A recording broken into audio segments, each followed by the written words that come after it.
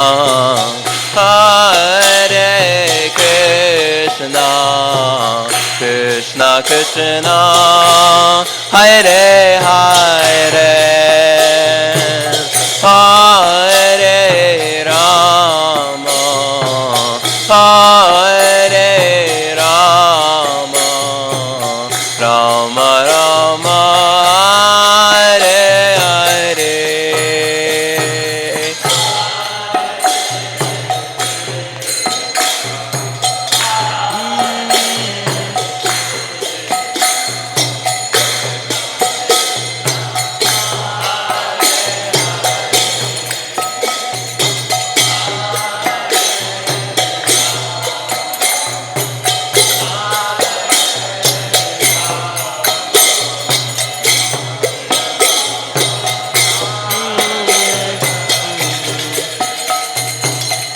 Hare Krishna, Hare Krishna,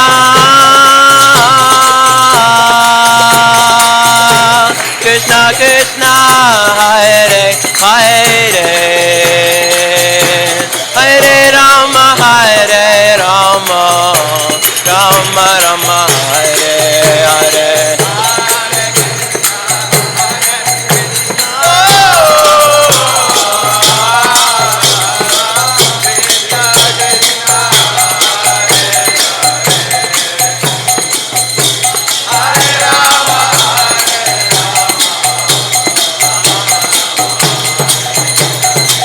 Hare Krishna, Hare Krishna, Krishna Krishna, Hare Hare, Hare Rama, Hare Rama, Rama Rama, Hare Hare.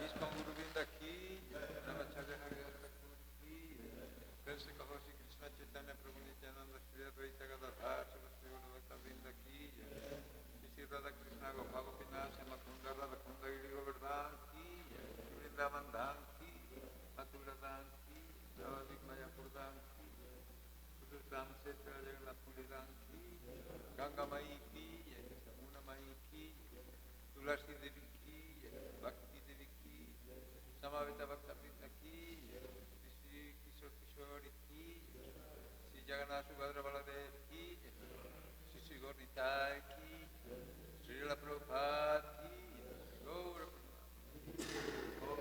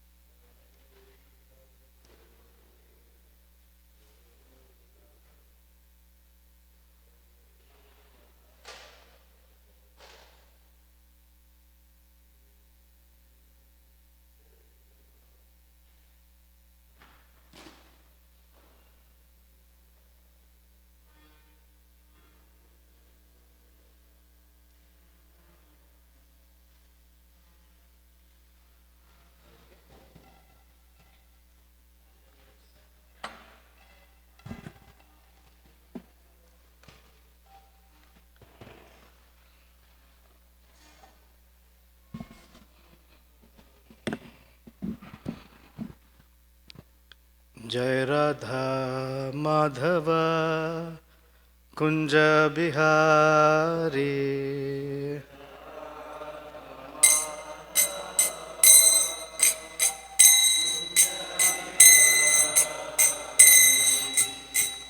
गोपी जना वल्लभा गिरिवारधारी।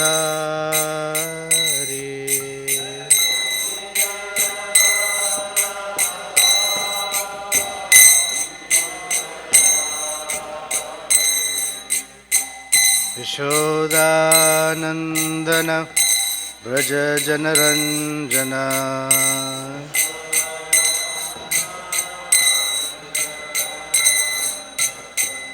यमुनातीरावनचारी।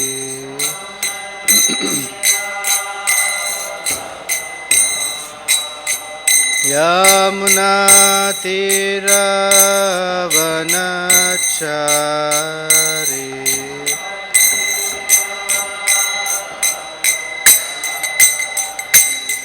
जय राधा माधव कुंज बिहारी।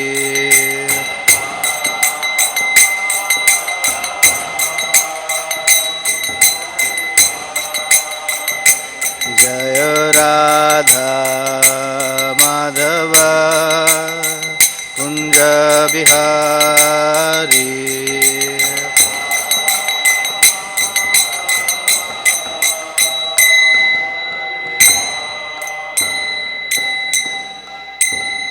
जय ओम विष्णुपाद परमहंस परिव्राजकाचार्य अष्टोत्तर शत Shri Srimad divine grace AC Bhaktivedanta स्वामी शील प्रभुपाद की जय। अनंत कोटि वैष्णव वृंद की जय।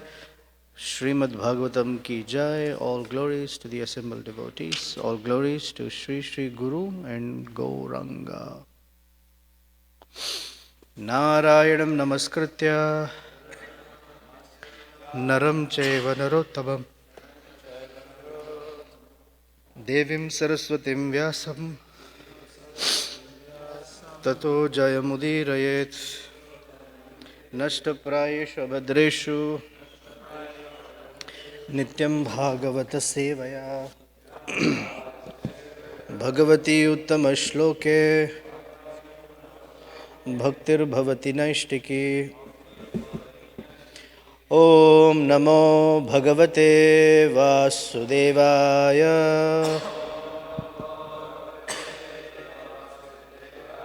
ओम नमो भगवते वासुदेवाय।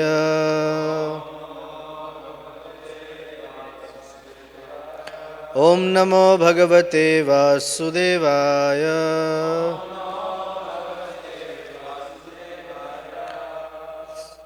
टेक्स्ट 18। इति तं विविधोपायैर् भीषयं तर्जनादिभिः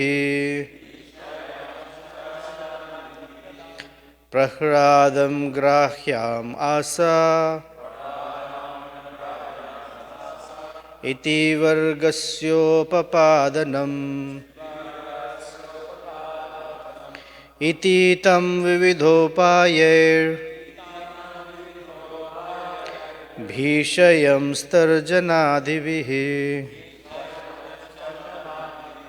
प्रह्लादं ग्राह्याम् आसा त्रिवर्गस्योपपादनम्। इति तं विविधोपायैर् भीषयं तर्जनादिभिः प्रह्लादं ग्राह्याम् आसा त्रिवर्गस्योपपादनम्।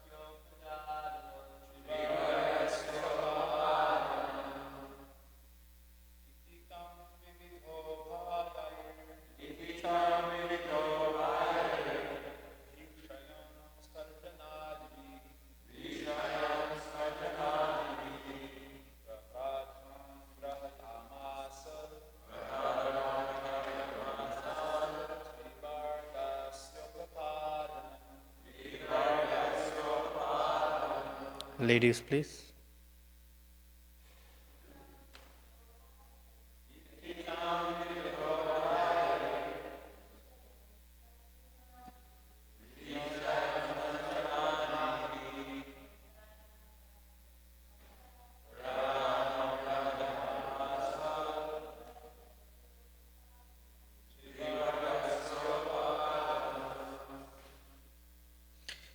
It, go ahead.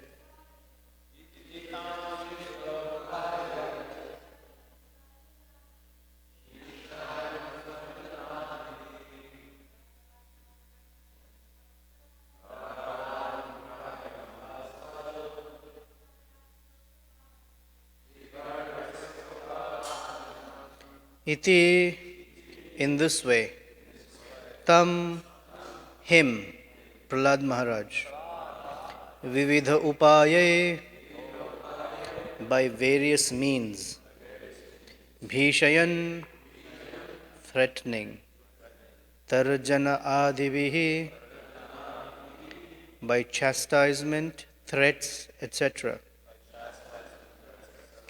Prahradam, unto Prahlad Maharaj, grahayam asa, taught, trivargasya, the three goals of life, the paths of religion, economic development, and sense gratification.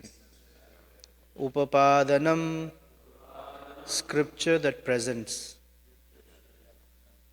Translation and purport by Srila Prabhupada ki jai. Shanda and Amarka, the teachers of Prahlad Maharaj, chastised and threatened their disciple in various ways and began teaching him about the paths of religion, economic development, and sense gratification. This is the way they educated him. Purport. In this verse, the words Prahradam Grahayam Asa are important. The word Grahayam Asa literally mean that they tried to induce Prahlad Maharaj to accept the paths of dharma, artha, and kama, religion, economic development, and sense gratification. People are generally preoccupied with these three concerns without interest in the path of liberation. Hiranyakashipu, the father of Prahlad Maharaj, was simply interested in gold and sense enjoyment. The word Hiranya means gold, and Kashipu refers to soft cushions and bedding on which people enjoy sense gratification. The word Prahlada, however, refers to one who is always joyful in understanding Brahman, Brahmabhuta Prasannatma.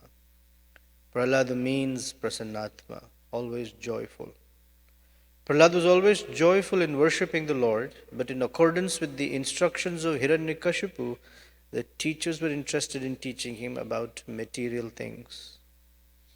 Materialistic persons think that the path of religion is meant for improving their material conditions. The materialist goes to a temple to worship many varieties of demigods just to receive some benediction to improve his material life. He goes to a sadhu or so-called swami to take advantage of an easy method for achieving material opulence. In the name of religion, the so-called sadhus try to satisfy the senses of the materialists by showing them some shortcuts to material opulence.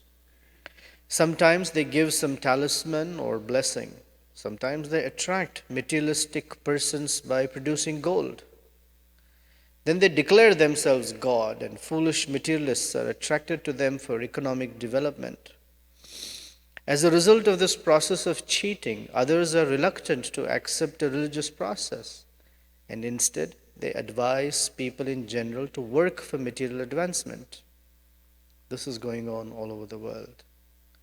Not only now, but since time immemorial, no one is interested in moksha, liberation.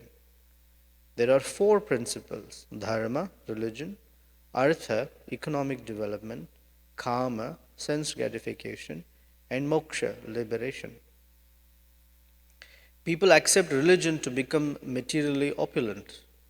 And why should one be materially opulent? For sense gratification. Thus, people prefer these three margas, the three paths of materialistic life. No one is interested in liberation and Bhagavad Bhakti, devotional service to the Lord.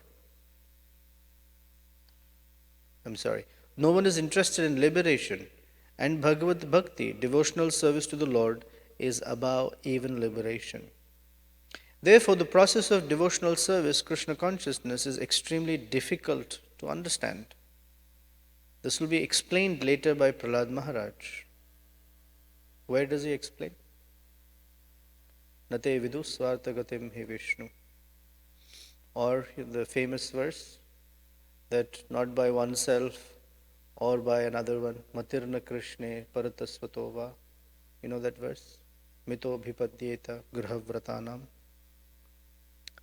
The teachers Shanda and Amarka tried to induce Prahlad Maharaj to accept the materialistic way of life, but actually their attempt was a failure.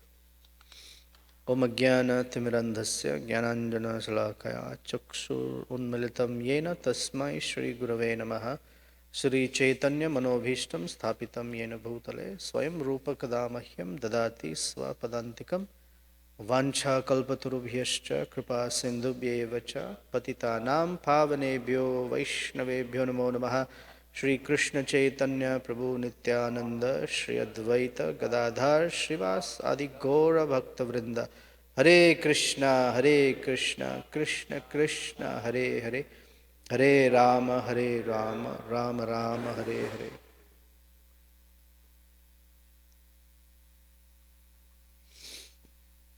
So this is the shooting from the hip class.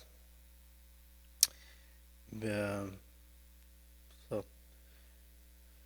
we'll see. So it says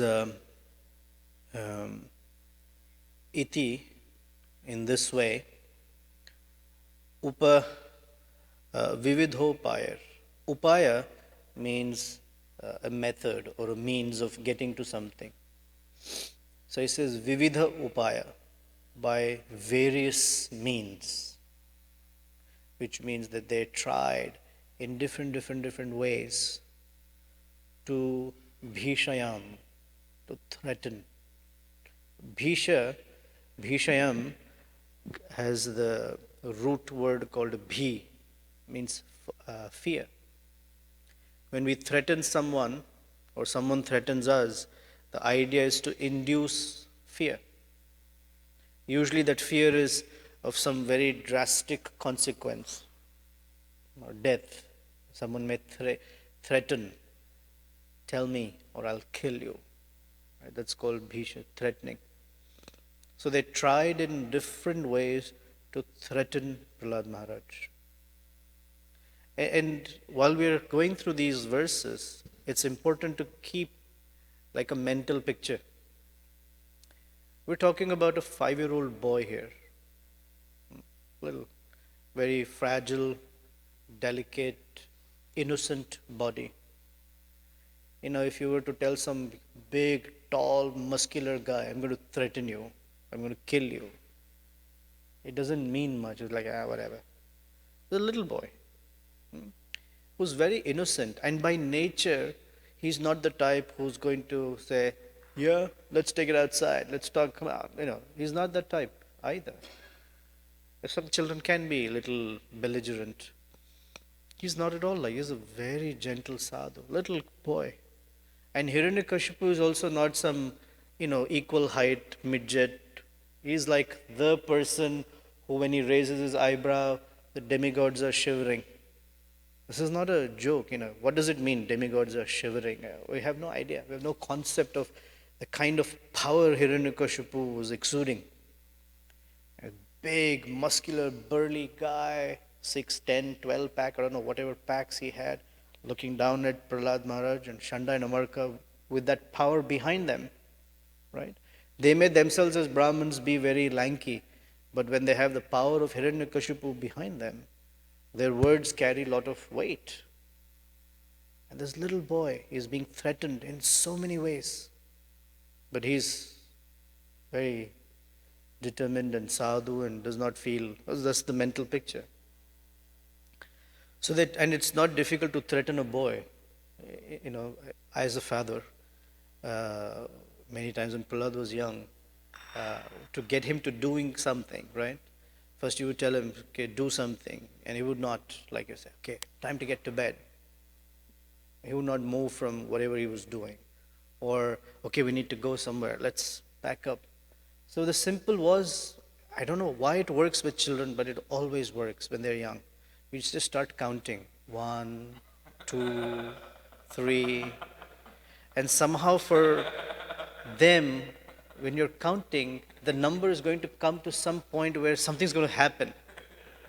And so he used to wrap up quickly. All he had to do is 1, 2, 3. We didn't know where to stop, right? If he had tested us, we would have gone up to 100, who knows? But he knew somehow you cannot cross 5. I don't know where that settled in his mind. Maybe the tone, 1, 2. So he would quickly wrap up, and it was like, oh, some consequence, right? Something's going to happen. Here it's not just counting. Shanda and Amarka didn't count 1, 2, 3. They were threatening him. We're going to kill you. We're going to torture the Vaishnavas. We're going to do this. We're going to do that. And he's just totally not flustered. So Vividha Upayar Bhishayams. They were threatening him constantly. And Tarjana Adibihi. Adibihi means etc. Tarjana means chastisement. Chastisement. They were like the previous verse. You're like a thorn tree in this beautiful sandalwood forest. That's funny. Right? Hiranyakashipu is the sandalwood tree, and Prahlad is the thorn tree. Like, that's cool. That's totally opposite comparisons. But to say things like that, to threaten him, to beat him up, to torture him mentally or physically. Tarjana Adibihi. And Prahaladam Grahayam Asa. They wanted him to accept. They tried to induce him to accept what they were trying to teach, which was they were trying to deprogram Prahlad Maharaj. That's the whole point. And so in the modern context, we've heard of so many stories where parents, the different psychologists, etc., were trying to deprogram the devotees because they thought that Prabhupada was misleading them into thinking that this world is not a place for sense gratification. It's all about serving Krishna. They thought this was horrible. What kind of teaching is this? So they had deprogrammers. So Shanda and Amarka are the founder acharyas of Deprogrammer Society. They were trying to deprogram Prahlad. This is Prahlada Grahayam Asa. They were trying to induce him in different ways. And he says, what was the inducement? Trivarga. Trivargasya upapadanam. Upapadanam means they were showing him references from the Vedic scriptures that confirm that one should live his life according to these three vargya, means dharma, artha and kama. They were showing him references. And we know in our experience, we find people, perhaps our own family members, our relatives, friends, well-wishers, who will come and tell us, see what it says in the Bhagavad Gita? Karmanyeva adhikaraste. You heard that? Many times, right? Maybe you guys haven't heard so much, but Karmanyeva adhikaraste. Yeah, vicariously. For you guys it's a little different. But, Karmanyeva adhikaraste. This is the most abused verse of Bhagavad Gita. A little on the lighter side.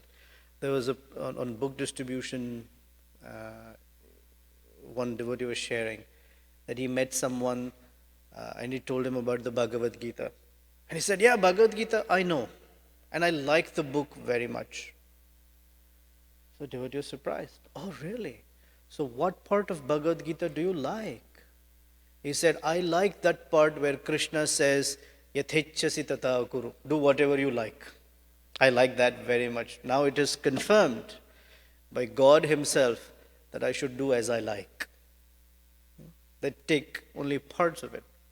So, like that, this verse 247, the famous Karmanyeva Adhikaraste, is often abused and misquoted because Krishna says 3 other lines after that. And for most people, it's only one line repeated 4 times. If you ask them, what is that verse? They will tell you the verse is Karmanyevadhikaraste, Karmanyevadhikaraste, Karmanyevadhikaraste, Karmanyevadhikaraste. That's it. That means do your duty. And it is such a trumpeted line that anytime you hear it, it almost brings like a distaste now. It's like, man, again. The point is that they feel do your duty implies that you have to live your life according to this path of religion, economic development, and sense gratification. That religion has a purpose. The purpose of religion is for you to have sense gratification in a very nice way, in a theistic way.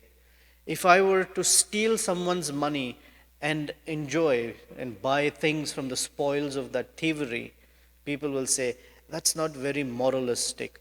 Work hard. Be an ass. Work hard, earn money, and enjoy. But do it religiously, with fear of God.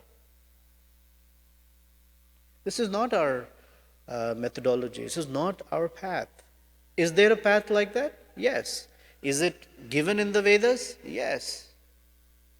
Is it the path given by Bhagavatam? No. So the Vedas, and this is where Narada Muni had an objection to Vyasadeva.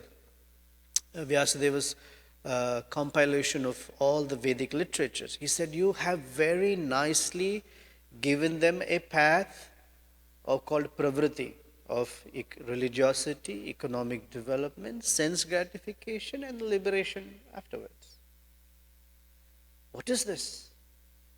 He says, you haven't glorified Krishna. So he says, no shobhate. There is actually no beauty in whatever you have done. Ouch. For the amazing amount of work that he had done, he told him there is no beauty in it. Because it is varjitam, it is devoid of the path of glorifying Krishna. So there is validity to this path, but it's not recommended for those who are followers of the Bhagavatam or the Bhagavat Dharma. So this path of religiosity, economic development, sense gratification, and hopefully liberation, and the verse only says Trivarga, it doesn't say 4. So it ends at sense gratification. That's why Prabhupada says, hardly anyone is interested in liberation. This path is there in the Vedas. It's a very bona fide path. But it's not recommended. Especially by our disciplic succession, Narada Muni, it's not recommended because that path is a path of great distress. Because wherever sense gratification is there, distress is always there. Always there. Sense gratification is never devoid of distress. Although the next position is called liberation, sense gratification is full of distress. Economic development is full of distress. And Bhagavat Marga says, so that's pravriti. This is called nivriti. Nivriti means minimizing one's entanglement in the material world. Prabhupada used the phrases elevator method versus taking the staircase. Both are going to the top, no doubt. But the elevator method is common sense, it's faster, it's convenient. Staircase, in that sense, is safer. Right? If you fall from the steps, you fall one flight down. If you fall from the elevator, you fall all the way down. However, this path is a very, very arduous, long path. But what is the falling down from spiritual path? Visually speaking, you'll fall from the elevator onto the stairs. That's what it means. That you'll say, Bhagavat Marg is not my way, let me go the Pravriti Marga. You'll take the stairs. So Narada Muni says that even falling from the spiritual path, or the Nivritti Marga, still puts you back on the Pravriti Marga at best. But there's no loss there. But on the Pravriti Marga, it just takes forever. You get tired. Step after step after step after step. Reaching the top takes for a long time. That's why most people are not even interested in liberation. By the time sense gratification comes, they're very satisfied. This is it. And there are ample Prabhupadas, there are ample fellows to mislead. Just as Shanda and Amarka were followers of Hiranya Kashipu. Hiranya means gold and Kashipu means cushions or soft bed on which people enjoy the spoils of their gold. And interestingly, the opposite, polar opposite, is Prahlada, who is always, Prabhupada says, means joyful. So for us it means that Hiranya and Kashipu don't equate with joy. Prahlad was joyful because he was on the spiritual platform. Hiranyakashipu was looking for joy in gold and soft bed and all that goes along with those two things. Good morning. So gold and soft bed, what will they do? And Prahlad, he says, is prasannatma, always joyful in worshipping the Lord. But as far as Shanda and Amarka were concerned, they were looking for joy or happiness in material things. And Prahlad was happy in spiritual life. And these two are polar opposite paths. Looking for joy in material life and looking for joy in spiritual life don't go together. Material means absence of Krishna. Spiritual means presence of Krishna. And so it's always not easy to know how to conduct oneself in one's duties, the worldly duties, while being Krishna conscious. It's not easy. But there's a way. Rupa Goswami has taught us a way. And it takes careful guidance to live so. And so then Prabhupada says, people want sense gratification, so they go to some so-called sadhu and swami for some benedictions, and they want to relieve their poor followers, so they give them some talisman, some blessing, and they feel, I've got some special mantra from such and such swami. There's I'll walk you through a funny story later. In the life of Sanatana Goswami, was living by this place in Govardhan called Manasi Ganga. There's a beautiful bhajan kutir of Sanatana Goswami there, along the banks of Manasi Ganga. And right next to Sanatana Goswami's bhajan kutir is a residence of Lord Shiva. He's called, what is the Lord Shiva's in Manasi Ganga? He's called, No. Chakaleshwar Mahadev, thank you. And he and Sanatana Goswami used to associate with each other because he liked Sanatana Goswami very much. His story goes that once in that area, Sanatana Goswami decided to leave Manasi Ganga area and go. So Lord Shiva appeared to him and said, why are you leaving? Why are you leaving? I like your association. You're chanting all the time. I like to hear Krishna's name. Why are you leaving? He said, too many mosquitoes. So Lord Shiva said, I promise you, You chant your rounds, not one mosquito will disturb you. And so apparently even now, you don't find mosquitoes anywhere around Sanatan Goswami's bhajan kutir. That's nice. And that's the reason to chant, right? So but Sanatan, this is the relationship Lord Shiva and Sanatan Goswami had. So there was one particular person who was an ardent devotee of Lord Shiva, and he was praying to Lord Shiva, please, I'm very impoverished, I don't have any money, please help me. So Lord Shiva appeared in his dream and told him, go visit Sanatan Goswami. It'll help you. He has some wealth that he can give it to you. So, okay, now that Lord Shiva has said to me. He went. And the interesting story is, he saw Sanatan Goswami sitting in his kopin. That's all they would wear, right? We hear from the Shat Goswami Ashtaka that they gave up royal garments and wore kopin made from discarded cloth. And Sanatan Goswami had what's called a touchstone that had the potency to transform any metal into gold. So when he came, he didn't see Sanatan Goswami sitting in a golden palace. He didn't see Sanatan. He was sitting under a tree.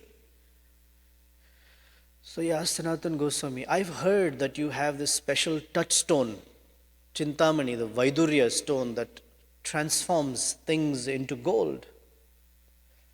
May I please have it? Lord Shiva told me you will fulfill my wishes. Can I please have it? And Sanatan Goswami said, yeah, that touchstone, it's sitting in the trash can. Go ahead and take it. So the guy went through the trash can, found the little touchstone, was very, very happy. And then he went home and started ting, ting, touching everything and transforming into gold. And it was really, wow. Then something happened. For a moment he considered, hey, wait a minute. If this thing can change everything into gold, right? Where was it? In the trash can. Why is it in the trash can? Why is Sanatan Goswami not changing everything to gold? Surely he has something else that is more valuable than this thing. And he's not giving me the real wealth. I want the real one. Maybe he has something that turns everything into diamonds. Who knows? So I went back to Sanatan Goswami and said, if this is changing everything to gold, why is it in the garbage trash can? Why is it there? What is it that you have that you're really not giving me? And Sanatan Goswami said, oh, I'm happy to give that to you too, no problem. But throw this stone first into the Yamuna river or Manasi Ganga. Throw it there. So the question would be, what would you do? We'd say, exactly, we'd say, what is the verse in Bhagavad Gita? Yadrichya lava santushta. That a person is happy with whatever comes by providential arrangement. This is good enough for me, Sanatan Goswami. You keep the kopin, you keep the chanting, I don't need it. But this guy, he had to make that moment of truth decision. What to do? So he threw the stone and asked Sanatan Goswami, okay, now I want it. They said the real wealth is the chanting of the Hare Krishna Mahamantra.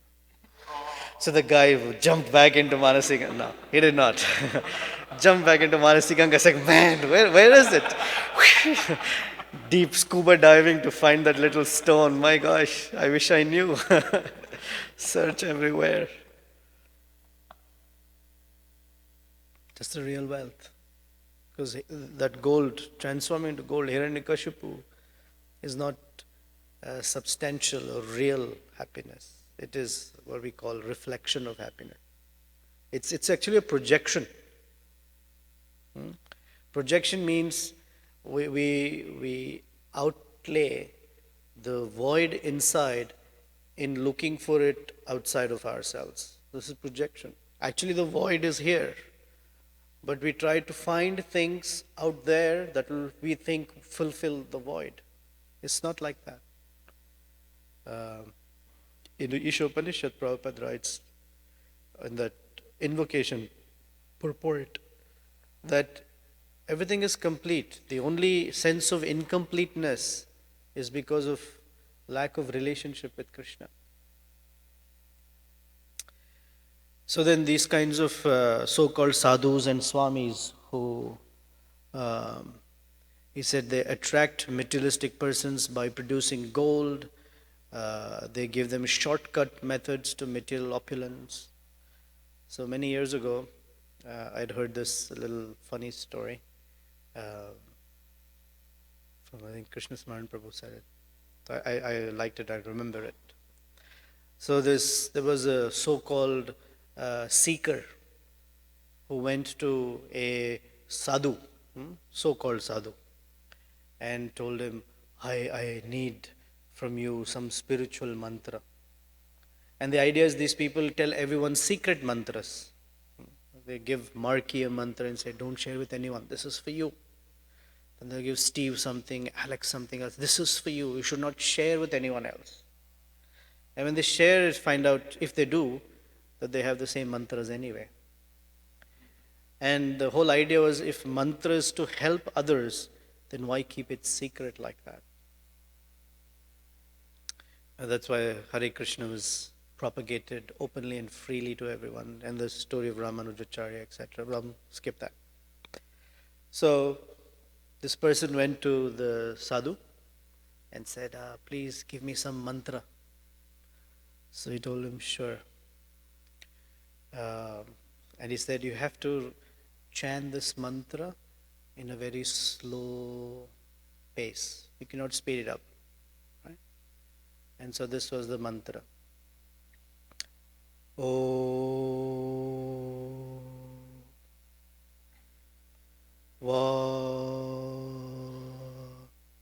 you heard this one? 10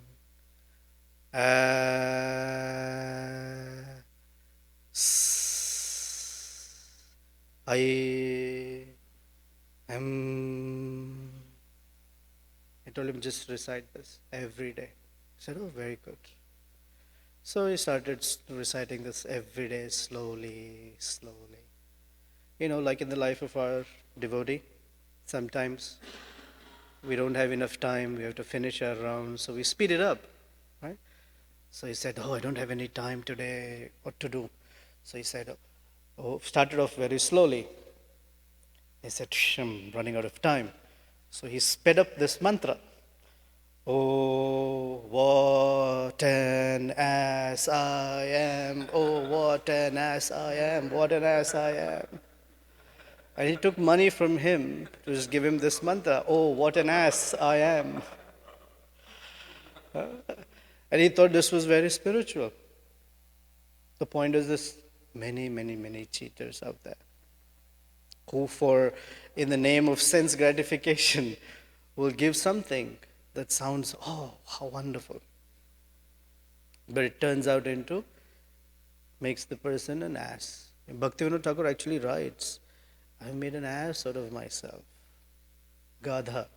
I made an ass out of myself following or pursuing these very attractive things that people talk so highly about in the name of religion. It's not worth it. And Prahlad stands for the joy and pleasure in pursuing devotional service, even if it means that in the short term it looks very difficult, it's very challenging, others are threatening. Still, that is the real path, worth pursuing. Anyway, any comments, questions you want to add? Yeah, Himanshu.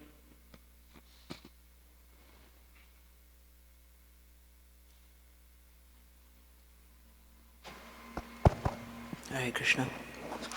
So I was thinking about Prahlad Maharaj's situation in terms of this dual roles we have to play in society. We have the prime duty of trying to become devotees, but then due to our social position, we may find ourselves in different situations. Prahlad Maharaj was the son of a king, so he was dealing with materialistic teachers, trying to learn diplomacy. Somebody else, maybe an IT engineer or perhaps a musician, something like that. Sure. Secondary function. But Prahlad Maharaj was very grounded in his spiritual position, so his primary duty of being a Vaishnava was never obfuscated in his vision. We may not be like that. Our secondary function may sometimes overtake our primary function. So I was wondering if you could speak something about what is the key to maintaining focus on the primary function, because it's hard for devotees to just leave their secondary position and just become completely absorbed in Krishna consciousness. So we're sort of walking on both paths. It's not that we may not be like that. We are not like that.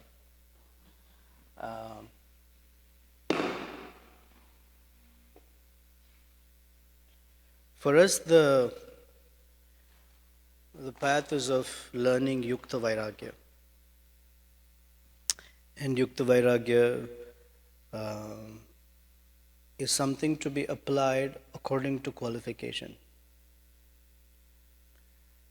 Because if one acts beyond one's qualification, that Vairagya becomes Phalgu Vairagya.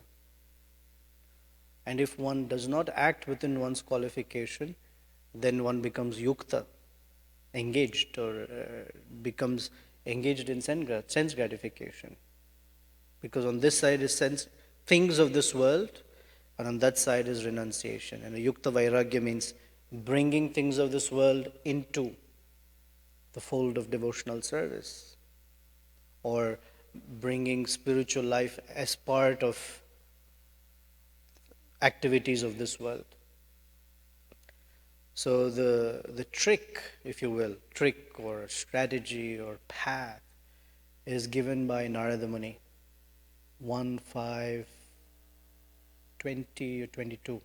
Idam hi pumsa shrutavas tapasya va svistasya suptasya buddhidattayo avichyutorhatam kavibhir nirupita yaduttama shloka gunanuvarnanam.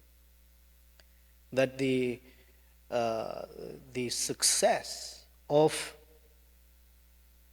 all branches of education and knowledge, and Prabhupada goes through in that purport a whole list of engineering, medicine, psychology, chemistry, biology, whatever those things are, is that using those fields of knowledge for glorification of Krishna.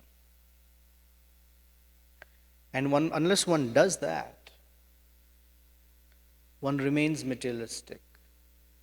And one cannot say, not for me. It depends on one's social position. We call it varna. One may have obligations, family obligations, or whatever those obligations are.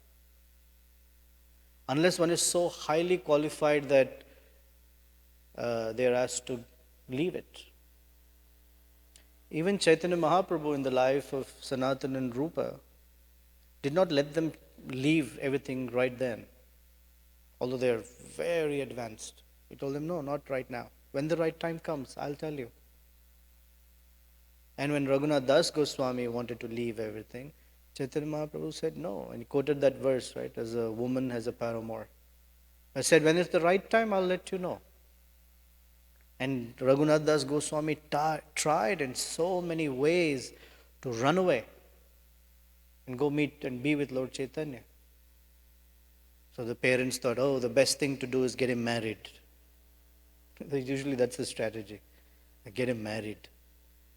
And apparently Raghunath Das Goswami's wife was as beautiful as the goddess of fortune, but still he was running away from home. So then the mother, who became very anxious, they were considering, should we tie him down? And so Hiranya Majumdar said, if the shackles of a beautiful wife cannot keep him here, it doesn't matter what you keep him with, it will not work. That's the greatest shackle. Timed Bharya Rupavati Shatru, according to Chanakya Pandit. So the idea is everyone should marry ugly women. That's the control. Then it's easier to become Rana. Or women should marry ugly men, and then that's easier to give up. That's a joke. You get the idea. So they said, if that cannot shackle him down, what will shackle him? Let him go. But Lord Chaitanya was when the right time comes. That means when the right level of purification there, that one is in the middle of those things, but sufficiently detached that those things are not there anymore. It's not going to change their expression of devotional service to Krishna. When it's there, it's there. When it's not there, hey, it's not there. So training in Krishna consciousness is that part.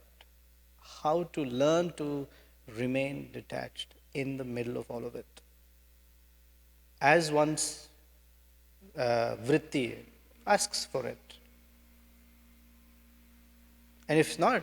If one has a different vritti, it's a different thing. A brahmachari, if we say in terms of varna, a brahmachari should not live like a grihastha. And a grihastha should not live like a brahmachari. Not in the sense of celibacy, but the idea of, we'll see, whatever. What's that story Chandramali Maharaj was quoting? With the one who got married, and the whole day he would read Chaitanya Charitamrita, and the wife was miserable in Pune, because the whole day he was absorbed reading Chaitanya Charitamrita. But he was married, and the wife was like, oh, what is this? He doesn't talk to anyone, doesn't talk to me, doesn't do anything, there's no income for the family. I'm in distress. You can't live that life, or live like that while here, or live like this while there. So it requires sufficient purification. Does it mean one should give it up? No. This very same Prahlad Maharaj goes on to getting married, goes on to having Virochan as one of his sons, becoming a king, and living as a king, even now, in Sutal around, he's there, living as a king. Because later when Bali Maharaj is punished, Prahlad Maharaj comes, he's there. He's ruling, and part of ruling means, he's looking at the treasury, he's chastising, he's strategizing, he's doing things in a very devotional way though.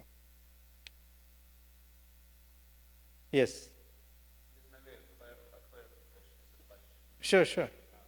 Bring it up. It seems that on this part of balance, the language she was using, primary and secondary, our primary business being a devotee, secondary, whatever else we're doing. It seems that the primary tends to get, my sense of it is that it tends to get eclipsed, particularly when our hearing goes down as sadhakas, because it is the hearing that kind of resets the objective, all right, this is what I'm doing. I notice amongst brahmacharis, particularly because I live with brahmacharis, but I also notice with grihastas as well, is that when the other part gets eclipsed because the hearing part stops, they won't compromise their japa. I have to chant my 16 rounds. Who's this? There's devotees in the temple, and also I've seen devotees outside the temple. They won't compromise their japa. Even if it's 10 o'clock at night, I got to finish my last 6 rounds or whatever. But we don't usually tend to take the same sort of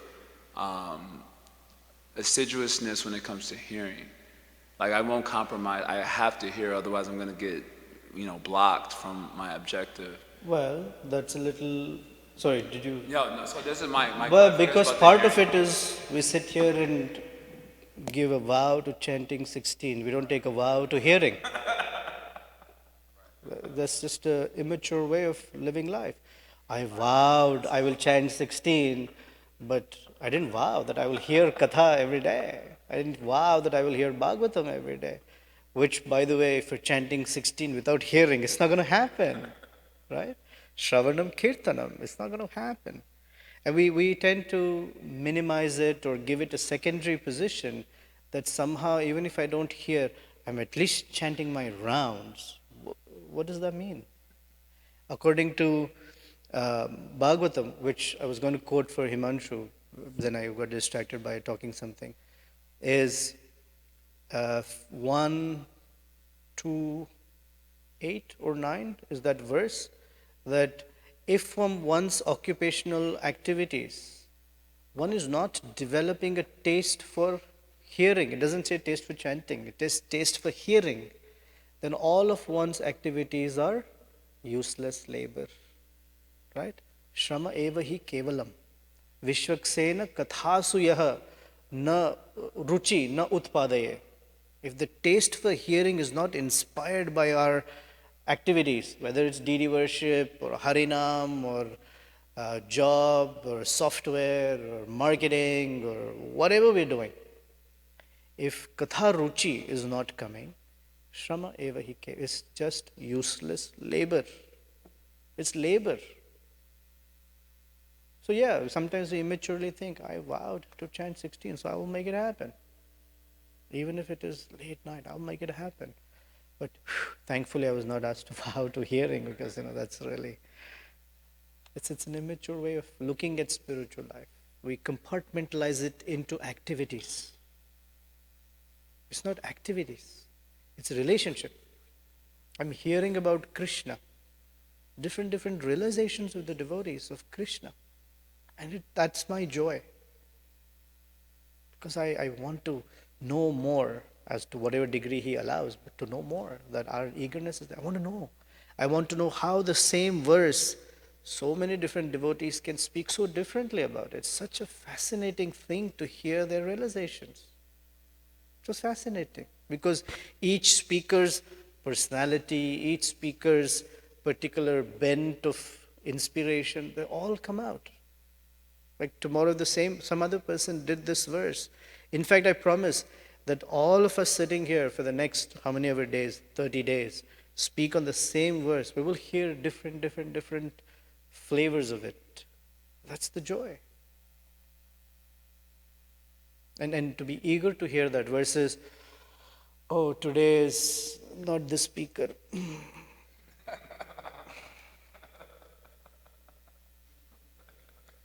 Is it over? Today is my favorite speaker. Wonderful point, Prabhu. What is this? This is not hearing. This is something else. The hearing is, wow, look at that. Something about Krishna today, a little different. Not Maharaj? Oh, okay. Or something, whoever is speaking. And it comes out in our body language, right? When it's our favorite speaker, we're near the mic or closer. When it's not our favorite speaker, we're near the wall, far away. It's the whole body language also works. We're here, we're there, depending upon what it is or who it is. But that's the taste for hearing is according to her. Of course, there is some validity because someone really inspires us. I'm not decrying that. That definitely has its place in Krishna consciousness.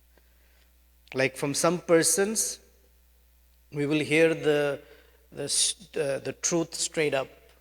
And from others, even if they beg us and say the same thing, we'll be like, it didn't touch me, Prabhu. This is not inspiring me, Prabhu. Right? We have that experience. Someone will tell us, can you please do this service? It's very good for you. It was the ya but, the favorite ya but. And 2 minutes later, some other devotee that really inspires us walks in and says, hey, do this. Yes, Prabhu. Like, wow, really? That much? It's there. It is there. It has its place, no doubt. It has its place. But we are meant to go beyond that, to take katha from the mouths of the different devotees and relish the katha. That's the point.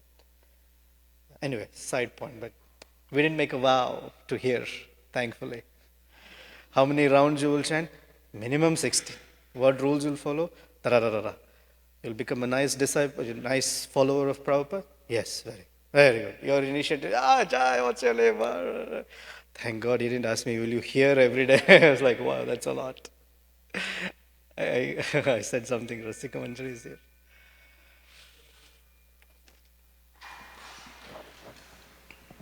Hare Krishna. Hariva.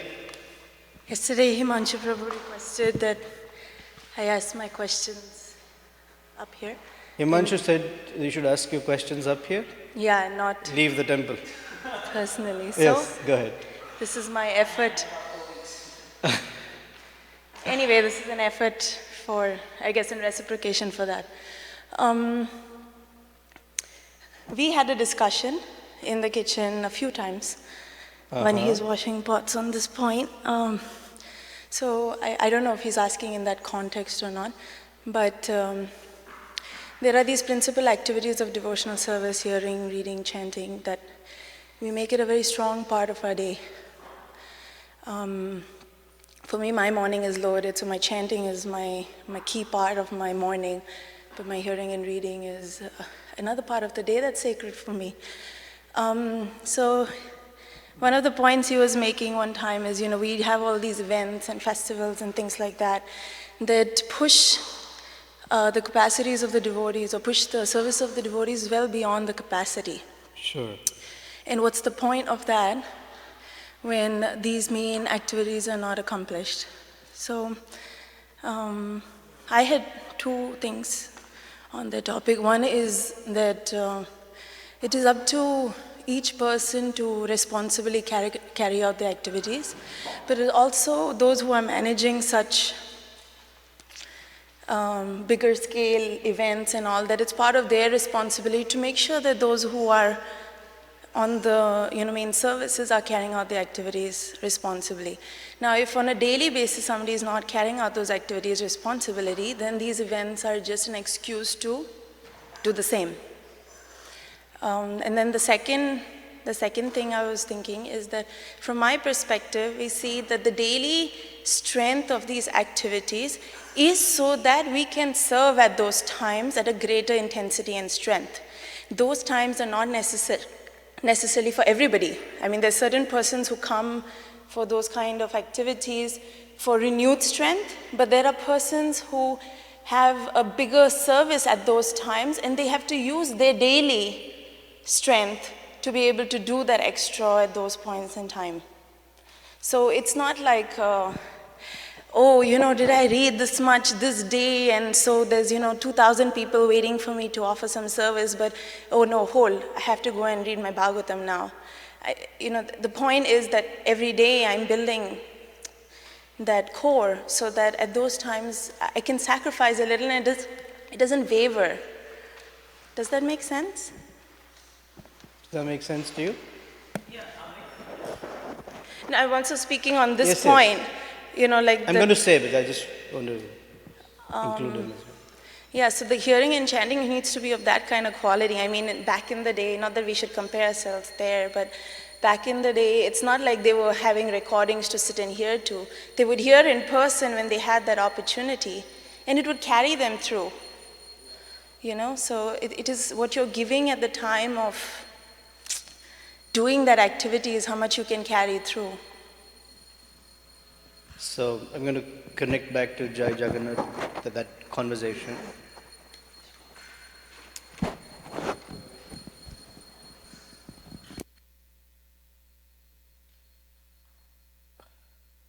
These kinds of events, or anything that may be, whether event or anything else that we do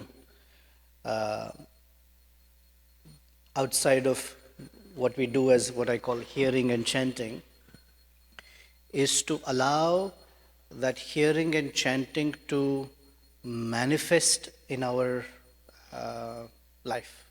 Yeah, it is to manifest as part of our lifestyle, if you will. Or to say it differently, to allow for what we have heard to settle in the heart. It's the field of application, I call it, the field of application. Because here, let's say we are hearing about being threatened, right? Something.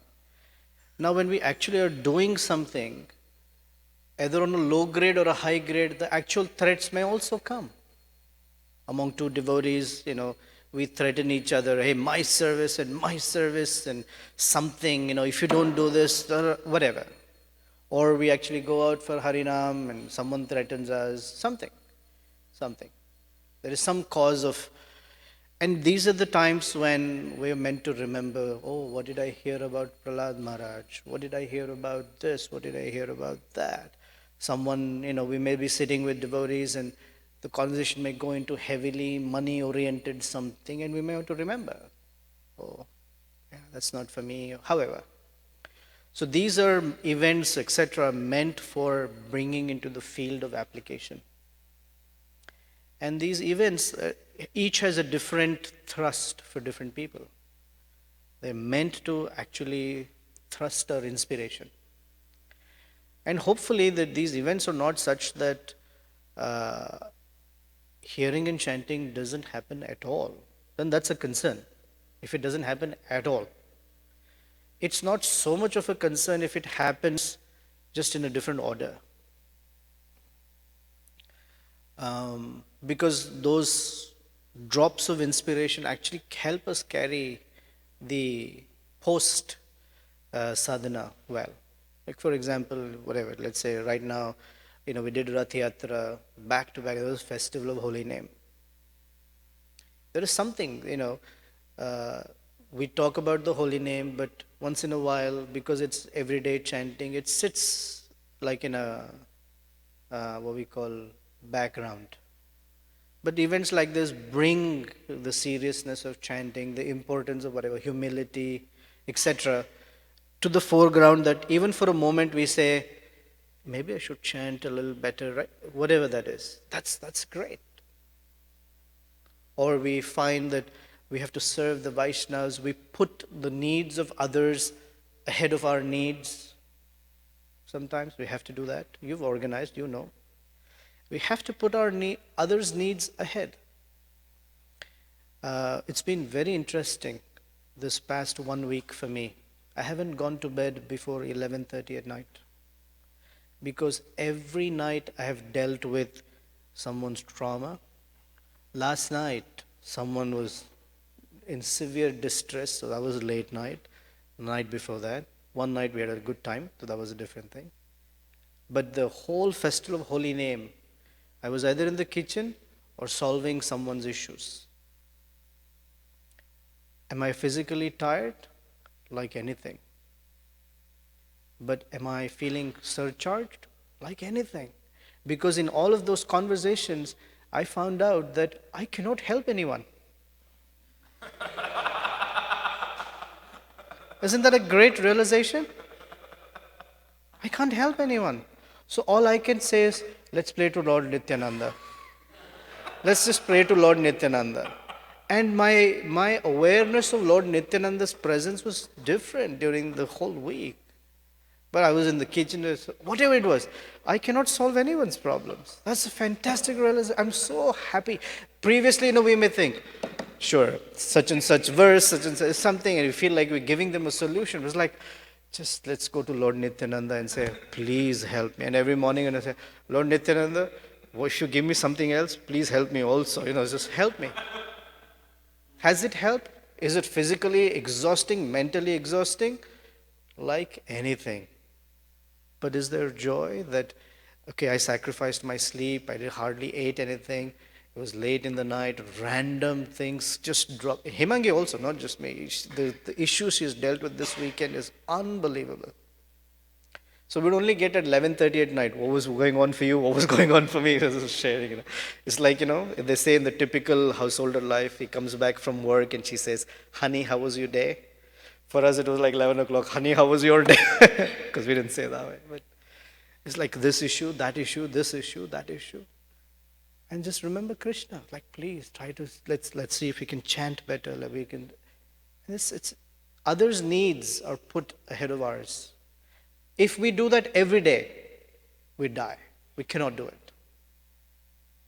On a daily basis, our need for chanting and hearing are our ways of replenishing our own consciousness. And then those replenished consciousness has to be used for others. That's part of that's our movement, right? For others. You bring the needs of others into our life. This is our life. And festivals are one way, or whatever, events, whatever, they're one way of doing it. Is it painful? Physically, mentally, exhausting, like anything. Is Krishna looking at it? Of course. Does it mean that's an excuse to now say, oh, I'm helping others, I don't need to chant? No. Then that's a problem. Right? Sometimes when people say, can you help me? Our answer can be, I haven't chanted well today. I can't help you. Even if you ask me, what will I say? Or let's chant and see what Krishna inspires, and then we can work through things. That's the way, you know. I can't help. I can't help if I haven't chanted, if I haven't served. What will I say? I say. But these are very, very helpful. Very helpful. They help us grow in our Krishna consciousness, primarily in putting the needs of others a little higher than our own needs. These are the moments or phases of time. We can't do that every day. Some people can. Some people have the capacity. Prabhupada did. He put the needs of the world way over his own. And he did what he did. If we imitate that, people have to come and speak about us at our memorial service. But we can do it in small doses, to the dose that we can take. You know, the reason some of us were in the kitchen is because some went to Gitanagari or wherever, Sadhu Sangha, and some had stayed back. So this was our opportunity that we'll serve, and you here. So it's a joy, actually. I actually was happy that I could do that for them. I mean, not just me, others also did. We could do that for them. It's part of living together. I may have over-answered your question, but since you brought that up, I'm sharing that. Now, some people can, in the name of seva and seva and seva, although no one's giving them so much, but they just can't carry their little service, compromise on the chanting. Now that's then on an individual basis that needs to be addressed. But hey, you need to slow down to chant, to read and study, of course. Otherwise, what is the meaning of seva? At the same time, what is the meaning of all hearing and chanting if it doesn't come to the field of application? Both are necessary. I'm sure you know this, you're just allowing me to chatter. Anyone else? 8:39. You have something, Sadhu, to say? Atmaram Prabhu? Okay. Ladies? Silent spectators? Jitendra Prabhu, final comment and we'll pause.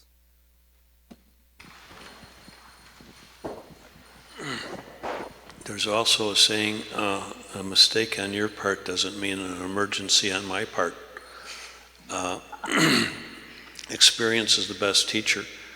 I was just thinking of Parma Karunya when he lost the key to his room, and I told him how to get in his room, and he got the ladder and then he fell through the ceiling. But then he went out and got it. And someone else has to foot the bill. Well, he had to get a key, and he got an extra key, so he learned something by that. There was an article in the BTG about satisfaction, and it was in a recent BTG. It was about this. The Mataji wrote the article. She said, that song that went, "I can't get no satisfaction." Well, she said that they don't know where to find it. I don't know. That's a famous song too. Yeah. But I went through college singing that song. So Thank what you. was that? Something on your part does not mean emergency on my part? Mistake on your part doesn't mean an emergency on my part. Mistake on your part doesn't mean. But 'Cause you know what? we can't always lean on one another. We have to kind of find our own way. Thank you. Let me not end the class with that one. Let me say something because I'm compelled to saying something. Something that I appreciate about Krishna consciousness, is that when we are serving together,